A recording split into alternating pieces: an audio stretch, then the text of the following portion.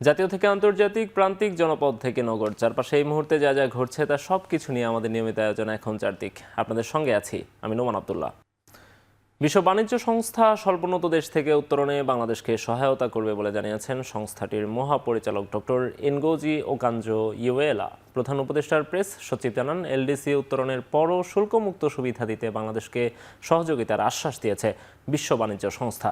শুক্রবার সুইজারল্যান্ডের দাভোসে world economic ফোরামের বার্ষিক সম্মেলনের ফাঁকে প্রধান উপদেষ্টার সঙ্গে WTO মহাপরিচালকের বৈঠক হয়। এ সময় বাংলাদেশকে সহায়তার কথা জানান ইউয়েলা। এছাড়া প্রধান উপদেষ্টা ডক্টর ইউনূসের সঙ্গে বৈঠক করেন জেনেরাল গ্রুপের রেড সি গেটওয়ে টার্মিনাল কোম্পানির নির্বাহী কমিটির চেয়ারম্যান আমের আলী রেজা। মাতারবাড়ির গভীর সমুদ্র বন্দর পরিচালনায় আগ্রহ প্রকাশ করে আলী রেজা বলেন, মাতারবাড়িকে এই অঞ্চলের অন্যতম প্রধান শিপিং হাব হিসেবে রূপান্তর করতে আগ্রহী তার কোম্পানি। এছাড়া পতেঙ্গা টার্মিনালের দক্ষতা বাড়ানোর জন্য প্রায় $200 মিলিয়ন বিনিয়োগ করার পরিকল্পনার কথা জানান তিনি। ডক্টর মোহাম্মদ ইউনূসের সঙ্গে সাক্ষাতে যুক্তরাষ্ট্রের বিনিয়োগকারী রে ডালিও বলেন, ডোনাল্ড ট্রাম্প ক্ষমতায় আসায় বাংলাদেশে কোনো বিরূপ প্রভাব পড়বে না, উল্টো চীন থেকে বাণিজ্যিক উৎপাদন বাংলাদেশে সরে আসতে পারে বলে জানান তিনি।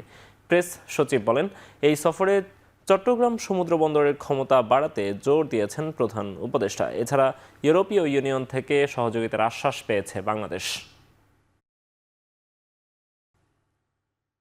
নিজ এলাকা লক্ষ্মীপুরের রামগঞ্জ যাচ্ছেন অন্তর্বর্তী সরকারের উপদেষ্টা মাহফুজ আলম। যাত্রাপথে চাঁদপুর হাজীগঞ্জ বাজারে ছাত্র জনতার সাথে শুভেচ্ছা বিনিময় করছেন তিনি। এ নিয়ে আরও জানাতে যুক্ত হচ্ছেন সহকর্মী খালেদ সাইফুল্লাহ। খালেদ, বক্তব্যে উপদেষ্টা মাহফুজ আলম কি বলছেন?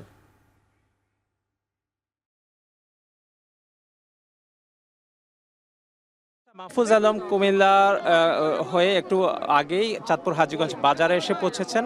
তিনি প্রথম তার নিজ এলাকা লক্ষ্মীপুর রামগঞ্জে যাবেন। সেখানে বিকেলের রামগঞ্জ হাই স্কুল মাঠে একটি গণসংবর্ধনায় তিনি সেখানে বক্তব্য রাখবেন।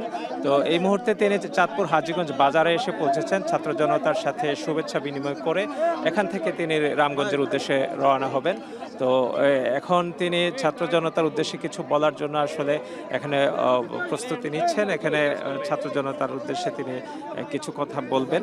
আমরা সকাল থেকেই দেখছি যে এখানে ছাত্র জনতা বিভিন্ন জায়গা থেকে এসেছেন। তিনি এই পথে লক্ষ্মীপুরে ঢুকবেন রামগঞ্জে। তো মানুষজন এখানে অপেক্ষা করছেন, ফুল দিয়ে তাকে শুভেচ্ছা জানিয়েছেন এবং এখানে তিনি মাহফুজ আলম যাত্রাপথে ছাত্র জনতার উদ্দেশ্যে কথা বলার জন্য এখানে এই মুহূর্তে অপেক্ষা করছেন চাঁদপুর হাজীগঞ্জ বাজারে। তিনি কিছুক্ষণের মধ্যে হয়তো কথা শুরু করবেন, সেজন্যই প্রস্তুতি চলছে এখানে। এরপর তিনি চাঁদপুর থেকে তিনি লক্ষ্মীপুরে হাজীগঞ্জ রামগঞ্জ প্রাথমিক হাই স্কুল মাঠে তিনি সেখানে বিকেলে একটি গণসংবর্ধনায় বক্তব্য রাখবেন এবং সেখানে শীতবস্ত্র বিতরণ করবেন। পরে রামগঞ্জে উপজেলার নির্বাহী কর্মকর্তা কার্যালয়, সেখানে উপজেলার কর্মকর্তা এবং প্রশাসনিক কর্মকর্তা সহ বিভিন্ন স্তরের কর্মকর্তাদের সাথে তিনি সেখানে মত বিনিময় করবেন এবং রামগঞ্জের লক্ষ্মীপুরের বিভিন্ন বিষয়গুলো নিয়ে সমস্যার সমাধানের জন্য তিনি সেখানে কথা বলবেন। তো এই মুহূর্তে তিনি চাঁদপুর হাজীগঞ্জ বাজারে রয়েছেন।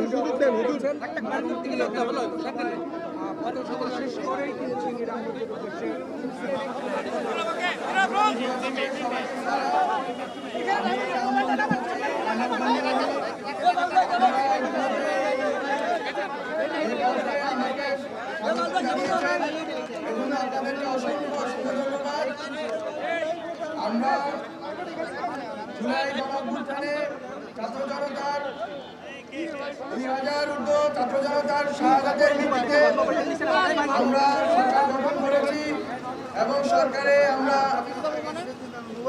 খুনিদের বিচার এবং ফ্যাসিস্ট হাসিনা যেই প্রতিষ্ঠানগুলোকে ধ্বংস করে দিয়ে গেছে সেই প্রতিষ্ঠানগুলোর সংস্কার এবং একটি গণতান্ত্রিক পট পরিবর্তনের জন্য সুষ্ঠু নির্বাচনের ব্যবস্থা আমাদের সরকার অঙ্গীকার। আমরা মনে করি বাংলাদেশের জনগণ গত 16 বছরের কাছাকাছি সময় হাসিনার দীর্ঘ স্বৈরাচারী এবং ফ্যাসিস্ট আমলে নিপীড়িত হয়েছে, বাচ্চাদেরকে গুম করা হয়েছে, মা বোনদের ধর্ষণ করা হয়েছে, তাকে খুন করা হয়েছে। অনেক শত শত লোককে, হাজার হাজার লোককে পঙ্গু করে ফেলা হয়েছে। আমরা সকল রাজনৈতিক দল, ছাত্র সংগঠন, শ্রমিক সংগঠন, নারী সংগঠন, আলেম ওলামা সবাই মিলে এই ফ্যাসিস্ট হাসিনাকে উৎখাত করেছি। কিন্তু ফ্যাসিস্ট হাসিনা যেই ব্যবস্থার উপরে দাঁড়িয়ে, যেই প্রতিষ্ঠানগুলোকে কব্জা করে মানুষের উপরে গণহত্যা চালিয়েছে, নিপীড়ন চালিয়েছে, লুটপাট চালিয়েছে, গুম খুন দর্শন করেছে, সে সকল প্রতিষ্ঠানগুলোকে সংস্কার ব্যতীত আমরা যদি ন্যূনতম সংস্কার না করে নির্বাচন করি, তাহলে এই প্রতিষ্ঠানগুলো থেকে যাবে এবং জনগণ কখনোই বৈষম্য এবং নিপীড়ন মুক্ত হতে পারবে না। সুতরাং সংস্কার কমিশনের রিপোর্টের ভিত্তিতে খুব শীঘ্রই রাজনৈতিক দলগুলোর সাথে, সকল অংশীজনদের সাথে আলোচনার ভিত্তিতে ন্যূনতম সংস্কার করে গণতান্ত্রিকভাবে ক্ষমতার পট পরিবর্তনের জন্য নির্বাচন ব্যবস্থা করা হবে। আমার সোনার বাংলায়, আমার সোনার বাংলায় বৈষম্যটাই নাই। চাঁদপুরের হাজীগঞ্জে পথসভায় বক্তব্য রাখছিলেন উপদেষ্টা মাহফুজ আলম। আমরা এতক্ষণ সরাসরি যুক্ত ছিলাম সেখানে। চলে যাচ্ছি পরের খবরে। নির্বাচিত সরকারের কাছে ক্ষমতা হস্তান্তর ছাড়া অন্য পরিকল্পনার পরিণতি ভালো হবে না বলে মন্তব্য করেছেন বিএনপির স্থায়ী কমিটির সদস্য আমির খসরু মাহমুদ চৌধুরী। শনিবার সকালে জাতীয় প্রেস ক্লাবে সাবেক রাষ্ট্রপতি জিয়াউর রহমানের 89তম জন্মবার্ষিকীর আলোচনায় একথা বলেন তিনি। বাংলাদেশের জাতীয় সত্তা, যে বাংলাদেশি জাতীয়তাবাদ, একটা দেশ যখন তার জাতীয় সত্তা নিয়ে একটা ক্রাইসিসে ছিল, বাংলাদেশের জাতীয়তাবাদের মাধ্যমে উনি আবার জাতীয় সত্তা দিয়েছে। যারা সংস্কারের কথা বলছে, আমি তাদেরকে বলবো একটু বিএনপির জন্মটা কি কারণে হয়েছে এবং সেখান থেকে যে সংস্কার আজ পর্যন্ত হয়েছে, বাংলাদেশের যত সংস্কার হয়েছে রাজনৈতিক, অর্থনৈতিক, সামাজিক, 90% সংস্কার করেছেন বিএনপি। আওয়ামী লীগ বিচার বিভাগ ধ্বংস ও রাজনৈতিক ব্যবস্থা অবনমন ঘটিয়ে জনগণকে গোলাম বানাতে চেয়েছিল বলে মন্তব্য করেছেন জামায়াতের আমির ডাক্তার শফিকুর রহমান। দুপুরে দিনাজপুরের বড় ময়দানে কর্মী সম্মেলনে তিনি আরও বলেন, জামায়াতে ইসলামী ক্ষমতায় গেলে নারীরা নিরাপত্তা ও মর্যাদার সাথে সব ধরনের কাজ করতে পারবেন। তারা বলে জামাতে ইসলামী ক্ষমতায় গেলে নারী সমাজকে ভয় দেখানোর জন্য বলে যে তোমাদেরকে ঘরের ভিতরে আটকায় ফেলবে, এর হতে পারবে না। আমাদের মা বোনেরা বিভিন্ন পেশাগত দায়িত্ব পালন করে না, সামাজিক কাজকর্ম করে না, সবই করবে ইনশাআল্লাহ। সেদিন বাড়তি দুইটা জিনিস নিয়ে আরো করবে, তারা আনন্দের সাথে করবেন। একটি হচ্ছে মর্যাদা, আরেকটি হচ্ছে নিরাপত্তা। চাঁপাইনবাবগঞ্জের শিবগঞ্জের তেলকুপি সীমান্তে এক বাংলাদেশিকে গুলি করেছে ভারতীয় সীমান্তরক্ষী বাহিনী বিএসএফ। রাত 3:30টার দিকে এই ঘটনা ঘটে। পরে বুকের একপাশেই গুলিবিদ্ধ হাবিলকে চাঁপাইনবাবগঞ্জ সদর হাসপাতালে নেওয়া হলে কর্তব্যরত চিকিৎসক তাকে রাজশাহী মেডিকেল কলেজ হাসপাতালে পাঠায়। বিজিবি জানায়, রাত 3:30টার দিকে 6 থেকে 7 জন ভারতে প্রবেশ করে। এর কিছু সময়ের মধ্যে গুলির শব্দ পান তারা। চট্টগ্রামে গোয়েন্দা সংস্থার সদস্য পরিচয়ে ডাকাতির সময়ে 11 জনকে আটক করেছে পুলিশ। শুক্রবার রাত 11:30টায় নগরীর খুলশীর আবাসিক এলাকায় একটি আবাসিক ভবনে ডাকাতির সময় তাদের আটক করা হয়। এ সময় তাদের কাছ থেকে জব্দ করা হয় একাধিক খেলনা পিস্তল, ডিজিএফআই এর ভুয়া পরিচয়পত্র সহ অন্যান্য সরঞ্জাম। পুলিশ জানায়, ডাকাত দলের সদস্যরা 2টি মাইক্রোবাস নিয়ে ওই এলাকায় গিয়ে গোয়েন্দা সংস্থার সদস্য পরিচয়ে একটি বাসায় ঢোকে, কিন্তু বাসা মালিকদের সন্দেহ হলে তারা খুলশী থানায় যোগাযোগ করে। পরে পুলিশ গিয়ে পুরো ভবনে অভিযান চালিয়ে তাদের আটক করে।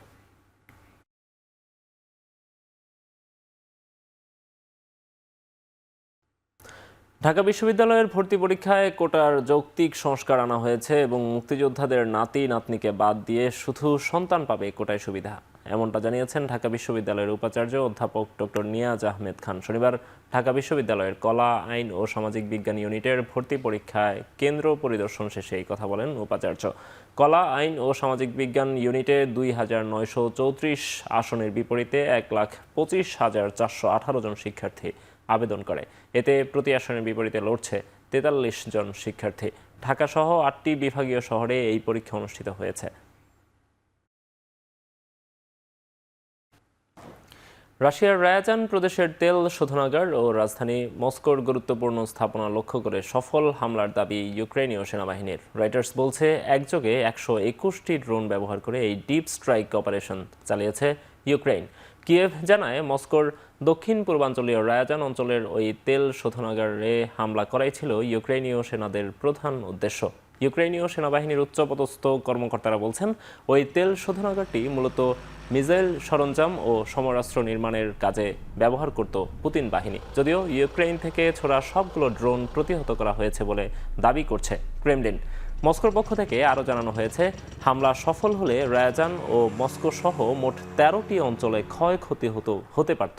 ইউক্রেনের পক্ষ থেকে আরও বলা হচ্ছে, কিয়েভের একটি আবাসিক ভবনে রুশ ড্রোন হামলার জবাব দিতেই সিরিজ ড্রোন হামলার পরিকল্পনা করা হয়।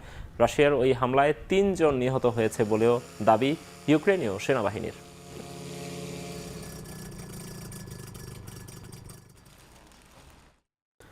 চলমান ও নতুন সকল ধরনের বৈদেশিক সহায়তা স্থগিত করল যুক্তরাষ্ট্র। দূতাবাসগুলোয় পাঠানো মার্কিন পররাষ্ট্র মন্ত্রণালয়ের ফাঁসকৃত নথিতে উঠে এসেছে এই তথ্য। যদিও এর আওতামুক্ত থাকবে ইসরায়েল ও মিশর। এর আগে গেল সোমবার বৈদেশিক উন্নয়ন প্রকল্প পর্যালোচনার জন্য ৯০ দিন সহায়তা স্থগিতের নির্বাহী আদেশে সই করেন প্রেসিডেন্ট ডোনাল্ড ট্রাম্প। বিশ্বের সবচেয়ে বড় দাতা রাষ্ট্র যুক্তরাষ্ট্রের ২০২৩ অর্থ বছরে বৈদেশিক সহায়তার পরিমাণ ছিল $৭,২০০ কোটি। নতুন সিদ্ধান্তের কারণে গাজায় মানবিক ও ইউক্রেনে সামরিক সহায়তা বন্ধ হতে পারে বলে শঙ্কা বিশেষজ্ঞদের। এবার খেলার খবর। সরাসরি বিশ্বকাপে খেলার সুযোগ হাতছাড়া করল বাংলাদেশ নারী ক্রিকেট দল। কারণ সিরিজের তৃতীয় ও শেষ ওয়ানডেতে উইন্ডিজের কাছে ৮ উইকেটে হেরেছে জ্যোতিরা। সিরিজ নির্ধারণী লড়াইয়ে টস জিতে ব্যাটিংয়ে নেমে ১১৮ রানে গুটিয়ে যায় বাংলাদেশ। লক্ষ্য তাড়া করতে নেমে ২৭.৩ ওভারে জয় নিশ্চিত করে ক্যারিবীয়রা। ২-১ ব্যবধানে সিরিজ হারায় বিশ্বকাপের জন্য বাছাই পর্ব খেলতে হবে বাংলাদেশকে। বিশ্ব আসরে খেলা নিশ্চিত করার লড়াইয়ে জ্যোতিদের প্রতিপক্ষ উইন্ডিজ, পাকিস্তান, আয়ারল্যান্ড, স্কটল্যান্ড ও থাইল্যান্ড। ৬ দল থেকে ২টি দেশ পাবে বিশ্বকাপে খেলার টিকিট। আইসিসি ওমেন্স চ্যাম্পিয়নশিপ টেবিলে ৭ নম্বরে অবস্থান বাংলাদেশের। টেবিলের প্রথম ৬ দল সরাসরি খেলবে আসন্ন ওয়ানডে বিশ্বকাপ। শেষ করছি এখন চারদিক। এখন টেলিভিশন ওয়েবসাইটে দেখতে ভিজিট করুন www.ekhon.tv। এছাড়া ফেসবুকে দেখুন facebook.com/tv.ekhon। ইউটিউবে এখন টেলিভিশন দেখুন youtube.com/c/ekhon tv এই লিঙ্কে।